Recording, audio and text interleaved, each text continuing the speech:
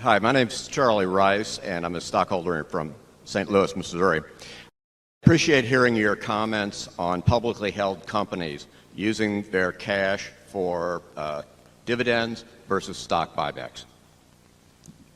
Well, the equation is pretty simple, but the practice doesn't necessarily follow logic.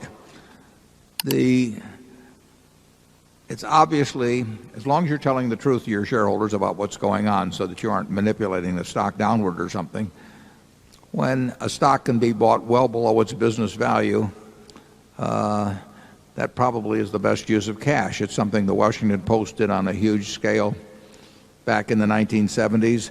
Teledyne may have bought 90% or something or close to it of their stock back.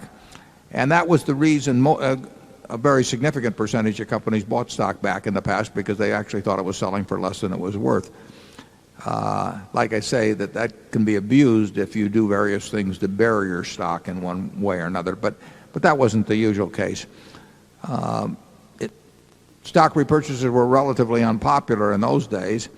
They've become quite popular now, and to the extent that I've been around a good number of them and been able to pick up on what I thought was the underlying rationale, if not the professed rationale, I think it's often done for people that are hoping that it causes their stock price not to go down, and often done at prices that don't really make a lot of sense for continuing shareholders. If we wanted to return a bunch of cash to shareholders, we would, if our stock was undervalued, we would go to the shareholders and say we think it's cheap and we think that this cash can be better used by you than by us, and we will therefore be repurchasing at what we think is a discount to intrinsic value, and the people that remain will be better off, and the people that get out will get out at a little bit better price than they would otherwise. In terms of dividends, you get into an expectational situation. And for most companies that pay a cash dividend, it doesn't make sense to bounce around the dividend from year to year, although private companies frequently do that. And we do it ourselves with our subsidiaries. Some subsidiary can pay us a lot of money one year and not so much money the next year. But with public companies, a lot of people do buy stocks to obtain dividends, and they hope for regularity, and there's a signaling aspect to it and everything.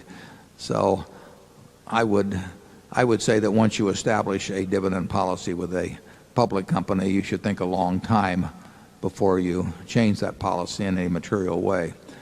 But I think the best use of cash, if you don't have a good use for it in the business, if the stock is underpriced, is to repurchase it, and if it's overpriced, you got no business buying in a single share. But a lot of companies do it. Charlie?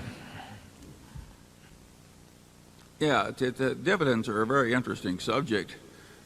If you count the unnecessary stock trading and the cost of investment advice and the cost of making a lot of errors and the trading costs in and out, I don't think it would be too extreme to say that now the total amount that's paid out in dividends is roughly equal to the amount that is wasted in all this trading and investment advice. So that the net dividends that come to the shareholders are approximately zero. This is a very peculiar way to run a republic, and very few people comment about it. Yeah, actually I did in an article some time ago in Fortune. The frictional costs to American shareholders in sort of changing shares for all American business as a whole, those frictional costs are probably not much different than the entire amount paid out by American corporations. So, but getting to the individual corporation level, a company that expects to regularly earn more than it can profitably employ in its business should be paying out dividends.